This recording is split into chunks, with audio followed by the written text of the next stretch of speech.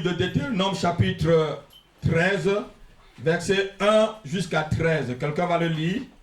Et on va continuer, on va finir la grande séduction. Et la semaine prochaine, je vais vous parler de Babylone. Qu'est-ce que c'est que Babylone? Alléluia. Amen. La grande séduction. Quelqu'un peut se lever pour lire? Deutéronome chapitre 13, verset 1 à 11. Amen. Amen. S'il s'élève au milieu de toi un prophète ou un songeur, qui annonce un signe ou un prodige, et qu'il y ait accomplissement du signe ou du prodige dont il t'a parlé en disant, allons après d'autres dieux, des dieux que tu ne connais point, et servons-les.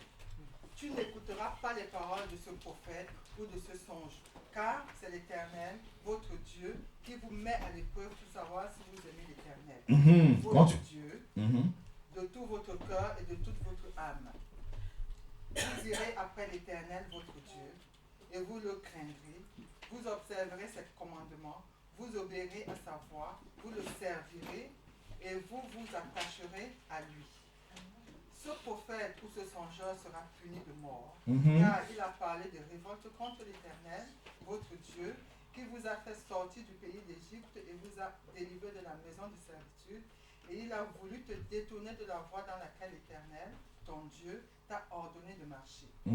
Tu ôteras ainsi le mal du milieu de toi. Tu ôteras ainsi le mal du milieu de toi. Si ton frère, fils de ta mère, Si ton frère, fils de ta mère, ou ton fils, ou ton propre fils, ou ta fille même que tu as accouchée, ou la femme qui repose sur ton sein, ou la femme même qui dort avec toi, ou ton ami que tu aimes comme toi-même, ou ton ami même que tu aimes comme toi-même, t'incite secrètement en disant, t'incite secrètement en disant, allons allons et servons d'autres dieux. et servons d'autres dieux. Des dieux que ni toi ni tes pères n'avaient connus. Des dieux que ni toi ni tes pères n'avaient connus. D'entre les dieux des peuples qui vous entourent, D'entre les dieux de peuple qui vous entourent, près de toi ou loin de toi, près de toi ou loin de toi, d'une extrémité de la terre à l'autre, d'une extrémité de la terre à l'autre, tu n'y consentiras pas. tu ne consentiras pas. Et tu ne l'écouteras pas. Tu ne l'écouteras pas. Tu ne jetteras pas sur lui un regard de pitié. Et tu ne jetteras pas sur lui un regard de Tu pitié. ne l'épargneras pas. Tu ne l'épargneras pas. Et tu ne le couvriras pas. Tu ne le couvriras pas. Mais tu le feras mourir. Mais tu le feras mourir. Ta main se lèvera la première sur lui pour Ta main se lèvera la première sur lui pour le mettre à mort. et la main de tout le peuple ensuite. Et la main de tout le peuple ensuite. Tu le lapideras. Tu le lapideras. Il mourra. Et il mourra. Parce qu'il a cherché à te détourner de l'Éternel. Parce qu'il a cherché à te détourner de l'Éternel. Ton Dieu. Ton Dieu Qui t'a fait sortir du pays d'Égypte. qui t'a fait sortir du pays d'Égypte, de la maison de la servitude. Tu en seras ainsi. Tu en seras ainsi. Afin que tout Israël entende et craigne. Afin que tout Israël entende et craigne. Qu'on ne commette plus un acte aussi criminel au milieu de toi. Qu'on ne commette plus un acte d'aussi criminel au milieu de toi. Disons tous Amen. Amen. Alléluia. Amen. Tous les faux pasteurs, tous les faux prophètes, tous les faux évangélistes, tous les faux docteurs et les faux enseignants sont des séducteurs. La Bible dit qu'il peut se lever au milieu de vous, dans le peuple, au milieu de vous, quelqu'un qui peut vous dire des choses que cela arrive. Amen. Ce n'est pas parce que quelqu'un t'a dit une prophétie et que ça est arrivé qu'il est nécessairement un homme de Dieu. Est-ce que vous me comprenez cet après-midi? C'est ce que la Bible est en train de dire là. Il se lèvera aussi, se lève au milieu de toi. Un songeur qui t'annonce un signe ou un prodige et qui est accomplissement de ce signe ou de ce prodige. Amen. Ça ne veut pas dire directement qu'il est un homme de Dieu. Vous savez, la Bible dit que l'avènement de l'impie se fera avec des prodiges, avec des miracles et des signes mensongers. Alléluia. Amen. Je disais à mon épouse que la bête qui est en train de se transformer, vous pourrez manger dans ses mains. Il sera quelqu'un, on dirait, c'est l'homme de paix. C'est l'homme, c'est Dieu sur la terre, c'est Dieu qui est revenu. Mais lorsqu'il va commencer à montrer l'autre face, vous allez dire c'est le diable incarné. Alléluia. Amen. Je vous dis, vous pouvez manger dans la paume de la main d'un séducteur. Hein? Il met quelque chose. Vous comprenez pas ce que je suis en train de dire? Amen. Quand vous le voyez, vous lui faites toute la confiance. Totalement confiance. Il va vous-même vous dire des choses qui vont arriver. Il va vous prédire même l'avenir et ça va arriver. Mais pour te détourner de Dieu, pour te détourner de la parole de Dieu, pour te détourner de la présence de Dieu, pour te détourner du plan de Dieu, pour que tu ailles servir d'autres dieux. Qu'est-ce que le monde sert aujourd'hui comme Dieu? Le Dieu de la divination. Vous voyez moi à la télévision, il y a une chaîne de télévision qui donne la divination 24 heures sur 24. Tu appelles seulement à la télé, tu appelles au téléphone, on te donne ton message. Pour t'empêcher de lire la Bible, pour t'empêcher d'avoir le Saint-Esprit, pour t'empêcher d'avoir la relation avec Dieu. On te dit des choses, on te dit que tu es un tel horoscope, et tu es de tel décan de ceci, machin. Ils te disent des choses même qui vont arriver. Mais pour t'amener où? Et Dieu te dit que tu es de telle personne. Ne le couvre pas. N'aie pas un regard de pitié sur une telle personne. Alléluia. N'aie pas un regard de pitié. On n'est pas en Christ pour chercher les prophéties, les révélations. J'ai un ami, il est prophète en Angleterre. Il nous a raconté une histoire. Un jour, les gens de l'église venaient défiler dans son bureau pour qu'il puisse leur donner les prophéties. Alléluia. Quand tu entres dans son bureau et te donner les versets bibliques, va lire. On lui dit, prophète, mais qu'est-ce que Dieu a dit? Qu'est-ce que Dieu a dit pour moi? Il prend un bon verset biblique, il te donne, va lire, va méditer. Prophète, qu'est-ce que Dieu a dit? Il donne un verset biblique, va méditer. Les gens aiment entendre des révélations. La vraie révélation pour toi, c'est que Jésus-Christ est mort à la croix. Amen. Et qu'il est ressuscité et qu'il t'a sauvé. Ça, c'est la grande de toutes les révélations. Dieu dit, ne t'inquiète pas du lendemain. Pourquoi tu veux chercher ce qui va arriver demain là? Le lendemain s'occupera d'elle-même. C'est Dieu qui a créé le lendemain. Demain là, c'est Dieu qui a créé. Et Jésus dit, à chaque jour suffit ça. Vis d'abord la vie d'aujourd'hui là, très bien. Ce que Dieu te donne là. Vis-la bien maintenant là. Laisse Dieu faire ce qu'il va faire demain. Alléluia. Alléluia. Si se lève un songeur, un grand séducteur au milieu de toi, Dieu te dit, ne le crois pas. N'aie pas un œil de pitié contre la personne.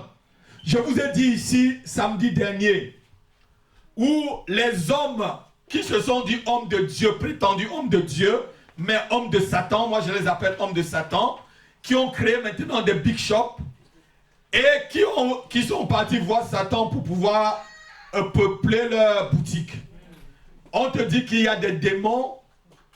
La sœur Nathalie, si ton mari t'a bien encore expliqué, dit qu'il regarde encore bien la vidéo et qu'il t'explique doucement en français. Il te montre comment ils construisent et comment le démon dans la salle, c'est-à-dire envoûte tout le monde. Et quand on te dit même que le pasteur est sorcier, tu dis je m'en fous. On te dit ton pasteur est dans l'adultère, tu dis je m'en fous. C'est Dieu que je suis venu chercher. Et c'est le démon qui te le communique. Et on te dit que ton pasteur est un faux prophète, tu dis ne jugez pas loin de Dieu. On sort toujours des versets. Pour pouvoir, non. Si tu es loin de Dieu, cherche vraiment à marcher comme Dieu le veut. Chacun a ses faiblesses, moi le premier. Mais Dieu fait de mes faiblesses une force. Amen. Et je travaille pour que mes faiblesses ne soient pas une pierre d'achoppement pour vous. Alléluia. Amen. Les gens qui sont tombés dans la doctrine de Balaam. Il y a une église dans l'Apocalypse. 2 églises même. Il y avait une qui faisait la doctrine de Nicolaïde. Et l'autre, la doctrine de Balaam. Et vous connaissez un peu la doctrine de Nicolaïde. Pour ceux qui ont fait l'école de théologie et les commentaires, Nicolas, vous connaissez Nicolas parmi les premiers diacres qu'on a eu dans Actes chapitre 6. les Nicolaïdes n'avaient pas de limite. Pour eux, la grâce allait dans tous les sens. On pouvait vivre dans l'impudicité et être serviteur de Dieu. Et Balaam a fait la même chose. Balaam a demandé aux enfants d'Israël d'aller s'allier avec les ennemis, de faire la fornication. Vous vous rappelez de l'histoire de Puy-Port, Nombre chapitre 22, 23, où on a pris les enfants d'Israël pour qu'ils ont fait la fornication, l'adultère avec des peuples étrangers. Et Dieu a frappé de plaie. Et qu'il y a eu un enfant d'Israël qui est parti sortir son épée pour poignarder un Moabite avec un Israélite jusqu'à ce que c'est sorti de l'autre côté. Vous connaissez cette histoire? C'est Balaam qui les avait séduits. Balaam n'était-il pas vraiment un prophète? C'était un vrai divin. Mais il a été séduit par l'argent. Il a été séduit par le gain. Il a été séduit par la gloire que Balak, le roi, lui donnait pour qu'il aille faire quelque chose qui n'était pas bien. La séduction. La grande séduction. On va lire un peu l'histoire de Balaam là. On va lire dans Apocalypse. Apocalypse chapitre 2, versets 12 à 16. Quelqu'un peut le lire. Vous allez comprendre ce que Dieu dit à cette église là.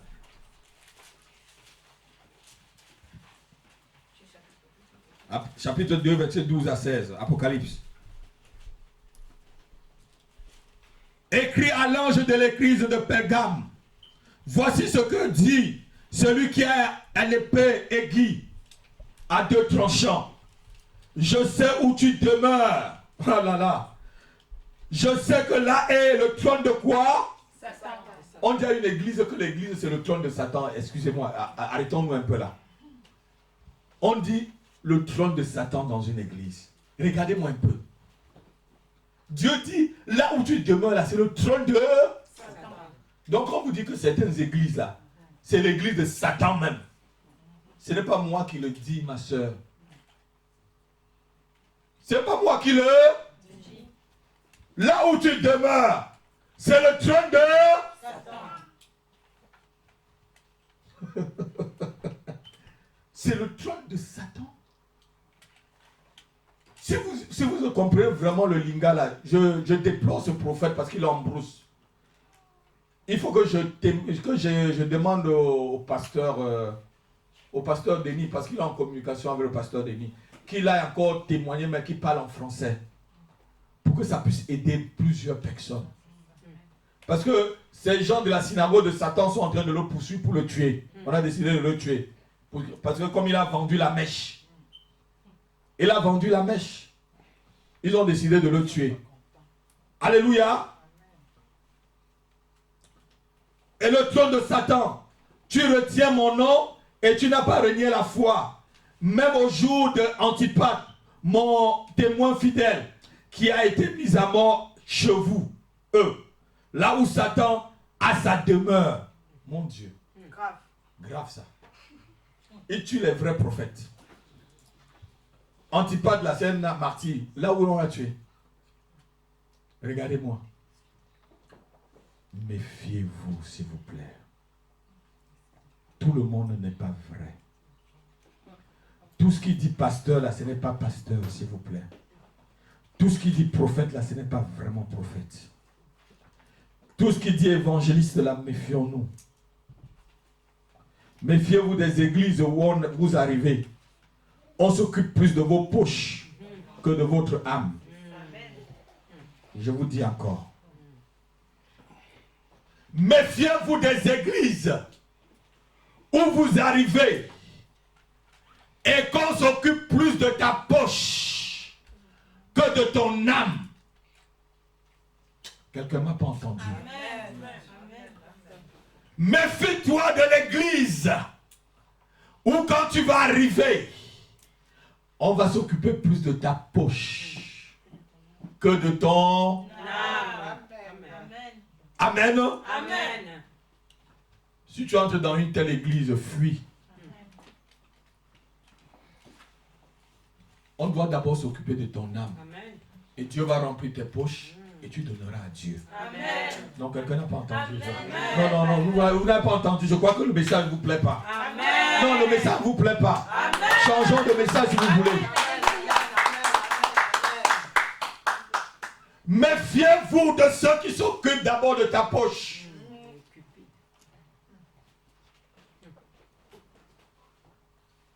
Méfie-toi. Méfie-toi de celui qui s'occupe de ta poche que de s'occuper de ton âme d'abord. Ce que Dieu veut, c'est d'abord ton âme qui soit sauvée. Dieu n'est pas venu sauver ta poche. Dieu n'est pas venu sauver ta poche. Jésus ne regardait pas ce qu'il y avait dans la poche des gens, mais il regardait ce qu'il y avait dans l'âme. Les séducteurs vont vous séduire d'abord. Ils regardent ce qu'il y a dans ta poche. Et ils vont être les amis des plus riches de l'église. Ils vont chercher toujours les plus riches. Je veux que tout le monde soit à l'église. Dans cette église, on va avoir des riches, des pauvres. Et les riches vont s'occuper des pauvres. Et les pauvres donneront aussi des secours aux riches. Alléluia. Dans une église, il faut avoir tout le monde. Jésus avec tout le monde dans son ministère. Joseph d'Arimathée, un riche. Celui qui a enterré Jésus, c'était un riche. On dit Joseph d'Arimathée, un riche. Mais il était disciple de Jésus. Il y a aussi le pauvre Lazare. Amen. Il y a la pauvre veuve qui n'avait que 2 sous. Donc, on s'occupe de tout. Amen. On va continuer notre message. J'espère que le message vous plaît. Ouais, je vais finir ça aujourd'hui. Samedi, là, on va attaquer maintenant un autre domaine. Babylone. Dis Babylone. Samedi, là, vous allez savoir ce que c'est que vraiment Babylone.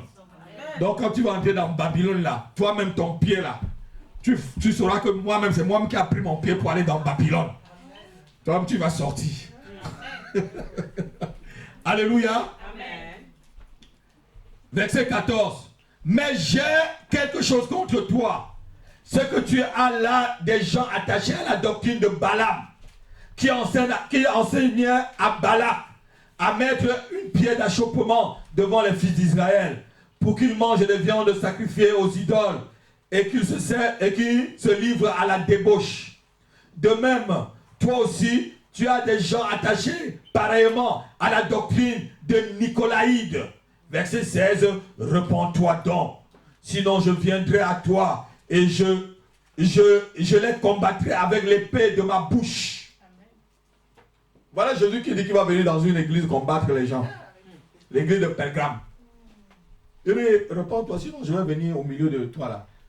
Je vais combattre.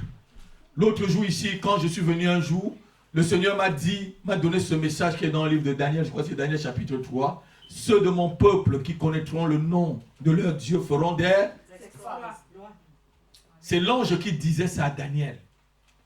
Donc il y a des gens au milieu du peuple de Dieu qui ne connaissent pas le nom de Dieu. Vérité.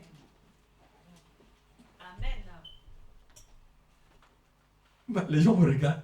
Il y a des gens dans le milieu du peuple qui ne connaissent pas le nom de Dieu. Amen. Et Dieu dit que seuls ceux-là connaîtront. Là, dans cette église, il y a des gens dans l'église là. Ils sont dans la doctrine de Balaam et de Nicolaïde pour se livrer à la débauche. Ça dit manger des viandes sacrifiées aux idoles là. Les viandes sacrifiées aux idoles, c'est un autre Dieu. Donc tu adores un autre Dieu. Tu adores, oui, mais on sacrifie à des dieux, non? Et Paul dit que ce que vous sacrifiez là, ce n'est pas Dieu que vous sacrifiez, c'est au démon. Dans le livre de 1 Corinthiens. Alléluia. Balaam a fait que les enfants de Dieu s'éloignent de Dieu. Le faux prophète, le séducteur, te connaît très bien. Regarde-moi. Le séducteur n'est jamais loin de toi. La Bible dit que ça peut être ton frère, ta femme, ton mari, ton ami que tu aimes comme toi-même. Est-ce que c'est les gens qui sont loin de nous? Non, jamais. Mais l'Église ne comprend pas. Peut-être je dis des choses très simples. Je ne veux pas vous dire des choses compliquées parce qu'il faut que vous écoutez ce que je dis. On dit ça peut être ta femme. Ça peut être ton ami. Ça peut être ton mari. Ça peut être ton fils ou ta fille. Pour t'amener à d'autres dieux. La Bible dit qu'il ne faut pas avoir un œil de pitié contre ces personnes-là. Autre temps, autre mœurs. Autre temps, autre. La Bible disait tue-le. Mais aujourd'hui, on ne peut pas les tuer. Aujourd'hui, là, tu prends seulement tes pieds là. Tes 2 chevaux là. Les 2 chevaux que Dieu t'a donnés. Tu cours. Tu fuis. Alléluia. Tous ceux qui sont faux dans les saints ministères amènent le peuple de Dieu en enfer. Car ce sont des menteurs. Car ce sont des menteurs. Ils ne vivent pas dans la vérité. Ils te diront ainsi parle l'Éternel. Alors que l'Éternel n'a rien dit. Ils te donneront toujours des prophéties. Encore des prophéties. Encore des prophéties. Tout simplement pour vous séduire. Ainsi parle l'Éternel. Tu seras une grande prophétesse. Ainsi parle l'Éternel. Je suis en train de voir les trésors de la Banque de France sont en train d'entrer chez toi. Je vois les vannes de trésors de la Banque de France entrer de chez toi. Il demande le panier. Il demande le panier, mais là. Il demande le panier, tu sors. Parce que comme toi, tu as un problème d'argent, un problème financier, au lieu qu'on t'enseigne que là, il faut gérer bien tes finances, comme je vous enseigne tranquillement, et que Dieu vous bénit et qu'il vous bénit tranquillement. Amen. Dieu dit, donne tes offrandes et tes dîmes tranquille. Lui-même, il te bénit. Amen. Alléluia. Amen. Et je vous ai dit dans cette église-là, moi j'attrape la bénédiction le premier. Moi j'attrape. On est à la suite. Moi j'attrape le premier. Quand Dieu envoie là, je crie dans la prière, envoie. J'attrape aussi ma part. Avec ma famille. Mais si tu ne l'attrapes pas, après tu vas accuser le pasteur rapide. Accuse-moi, je prie. Dieu envoie les vannes. Dieu a déjà ouvert les vannes là. Si tu veux, attrape ta part. Moi-même, j'attrape ma part. Alléluia. Amen. Ils vont vous donner des prophéties. Je connais une église. Ce n'est pas une église. J'appelle ça une église, vraiment entre guillemets. Quand vous entrez, on vous reçoit une prophétie à la porte. Avant que vous me sortez, on vous donne une prophétie. La semaine prochaine, on vous donne encore des prophéties. C'est-à-dire, on vous embarque dans des prophéties, dans les prophéties, dans les prophéties, dans les prophéties. Et comme les gens aiment cela, et dans d'autres prophéties, c'est des mensonges. La dame a des gens, des espions dans son église qui connaissent même ta vie. Il vient parler de ta vie. Et elle t'appelle pour te parler de ce que l'autre lui a dit. Prophétie. Prophétie qu'on t'a vu, château rouge, château rouge, château rouge, château rouge, château rouge. Hein? Comme les gens, château rouge, château rouge. Dis seulement, pasteur, je t'ai vu au château rouge, tu es en train d'acheter peut-être le tarot, ou peut-être tu as acheté peut-être le gombo. Oui, je suis allé acheter le gombo. Ne me dis pas prophétie, château rouge, gombo, non. Dieu n'a rien à y voir avec château rouge, gombo. C'est pas spirituel. C'est pas spirituel. Ça donne quoi en plus? Hein? Ou je veux dire, ah oui, comptable, parce que je sais que tu es comptable, ma fille. N'importe quoi. Excusez-moi vraiment le mot. Oui, pâtissière, pâtisserie. Parce que je sais que tu fais la pâtisserie. Non, arrêtez avec tout ça. Ou parce qu'on a vu que tu es sorti, Carlos et sa conjointe, ils sont sortis. On a vu peut-être que chez l'arabe là à côté là, Noumou a dit un peu, laisse-moi tranquille. Il y a un problème dans un couple dans l'église. Il y a un problème dans un couple. Couple problème. Ainsi parle l'Éternel. Pardon, excuse-moi, vous faites ça ici là. Je vous demande de fermer vos bouches. Vous écoutez la parole de Dieu. Je ne veux pas la séduction. Amen. Parce qu'il a vu peut-être Carlos ou nous peut-être a demandé que peut-être achète-moi telle chose. Le frère n'a pas un peu d'argent. Il a dit chérie, attends là, le mois prochain. Elle se fâche comme toutes les femmes. Toutes les femmes font des caprices. Toutes les femmes font des caprices. Frère, on est dedans. Toutes les femmes font des caprices. Alléluia. Si vous, je dis aux frères là, si vous regardez que les caprices des femmes, vous allez les chasser. C'est ça qui fait leur charme aussi. Amen. Et tu as vu parce qu'elle a fait un peu de caprice à son mari. Couple problème. L'Éternel dit qu'il y a un problème dans un couple. Alors qu'il n'y a rien au milieu d'eux. Alléluia. Laisse-les tranquilles. lis la Bible, prie. Pour toi-même. Prie. Alléluia. Les gens de séduction comme ça, c'est vraiment diabolique. Alléluia. Donc je disais qu'il y a des églises, on vous donne des prophéties, encore des prophéties, toujours des prophéties. Dans le corps de Christ, il y a des gens qui sont spécialisés pour les prophéties aujourd'hui. Est-ce que vous connaissez ça? Vous connaissez les églises qui sont spécialisées pour les prophéties? Oui. Il y a des églises qui sont spécialisées pour les prophéties. Donc vous allez là-bas comme si vous allez consulter le charlatan qui est à la rue Lyon ou à la Château Rouge là. La rue Mira. Ou la rue Mira. On donne même l'adresse parce qu'on connaît déjà l'adresse. Alléluia. Amen. Dieu au-dessus des prophéties. La Bible dit que les prophéties passeront. Amen. Mais ce qui reste, c'est là. C'est la charité, c'est l'amour. Les langues passeront. Les prophéties passeront. Mais ce qui reste, c'est l'amour. Qu'on ne vous séduise pas par les paroles qu'on va vous dire. L'apôtre Paul même dit que ne méprisez pas les prophéties. Prenez ce qui est bon et rejetez ce qui est mauvais. Ça veut dire que dans les prophéties, là, ma fille, il y a ce qui est bon. Et il y a ce qui est aussi mauvais. Ça peut être mauvais tout. Amen. Vérité. Des petits séducteurs qui viennent vous capter la vie. Je n'aime pas vraiment quand j'invite un homme de Dieu, il commence à prophétiser partout. Ça dit, Dieu ne parle pas Dieu n'est pas trop bavard, Dieu n'est pas trop loquace. Dieu prend le temps pour te dire des choses précises. Amen. Ainsi par l'Éternel. Vous croyez même que les prophètes là, ils parlaient ainsi par l'Éternel le matin, midi, soir, ils n'allaient pas au travail? Vous voyez qu'ils n'allaient pas au travail? Vous voyez qu'ils n'avaient pas de femmes et des enfants? Esaïe avait une femme qui s'appelait une prophétesse aussi. La femme d'Esaïe, elle était prophétesse aussi, sa femme. Lisez bien la Bible. Et la prophétesse dit, c'est la femme d'Esaïe. Ézéchiel avait une femme aussi qui était prophète, non, elle n'était pas prophétesse celle-là. Et que Dieu l'a même tuée. Dieu l'a enlevée. Dieu a dit, j'enlèverai par une mort subite celle qui fait les délices de tes yeux. Lisez-la. C'était des mariés, c'était des hommes, ils avaient des enfants. Jérémie achetait des champs. Dieu a même demandé à Jérémie de... Vous lisez, il a fait des contrats. Il ne disait pas ainsi par l'Éternel matin, midi, soir. Oh! Vous voyez. Alléluia. Évangéliste des nations. Évangéliste des nations. Oui, je vois en toi. Prophétesse des nations. Il y a une onction prophétique qui descend sur toi. Pardon, excusez-moi avec ça.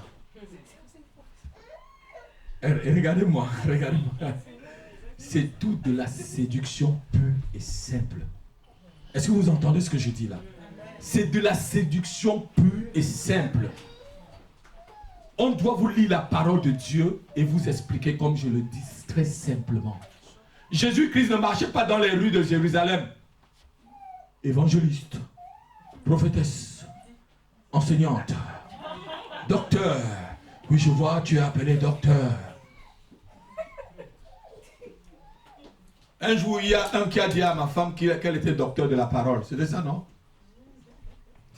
Avant que je n'enlève ça dans l'esprit de ma femme. Avant, oui, on était mariés.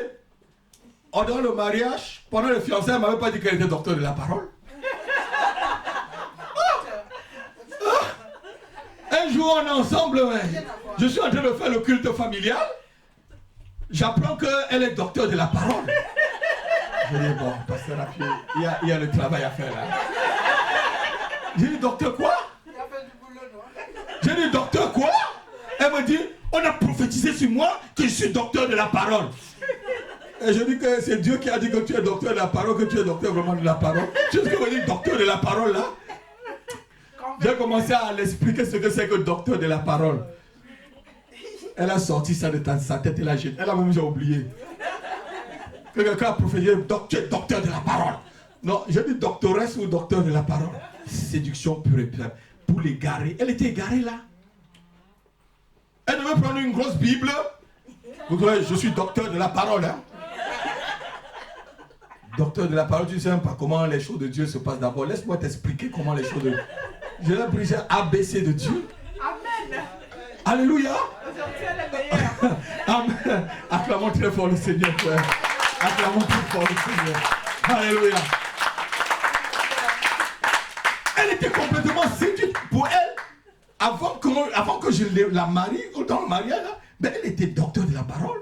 Je ne savais pas que j'avais épousé un docteur de la parole. Tu étais petit. Oui. C'est elle qui m'a dit, oh, docteur quoi? Oh, heureusement que Dieu m'a bien façonné. Je le bénis. Amen.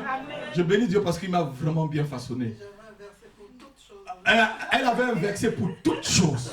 Elle t'expliquait tout par un verset biblique. Je lui ai dit que dans ma maison là, on ne mange pas les versets bibliques. Ici là, avant que je suis pasteur, oui, mais on ne mange pas les versets bibliques dans la maison là. Si je viens là et tu me reçois mal, tu vas récolter ce que tu as sémé. Je ne vis pas avec un esprit dans la maison, je vis avec une personne. Si je viens, tu me dis que tu es laid, tu es moche, tu sens, tu vas voir comment je vais être triste et je vais te montrer. On va te dire que je suis pasteur, tu ne vas pas croire que je suis pasteur. Alléluia. Amen. N'entrez pas dans les séductions. Ces gens, souvent, vous allez les voir, ils vont être très snob. Comme s'ils n'allaient pas au petit coin. Très snob. Ils vont prier, oh Dieu d'Israël, Dieu des esprits, des prophètes. Ils vont te sortir tous les versets bibliques. Non, les choses de Dieu sont terre à terre. Comme je vous l'explique. Jésus allait de ville en ville, de bourgade en bourgade, de maison en maison à pied. Il prêchait, il entrait il guérissait les malades, il allait tranquillement, il expliquait des choses aux gens tranquillement. Il pouvait prendre une femme, la femme samaritaine au puits. Il explique les choses tranquillement, doucement, sans bruit, tranquillement. Amen. Vous allez voir l'autre avec une grosse croix ici, un crucifix. Oh, tu vas te demander, mais c'est vrai le crucifix là, ça ne va pas faire casser son cou pour te montrer qu'il est archbishop. Comme si au ciel là, c'est les archbishops qui arrivaient. C'est tous ceux qui ont cru au Seigneur Jésus et qui marchent en nouveauté de vie, qui iront au ciel. Amen. Amen.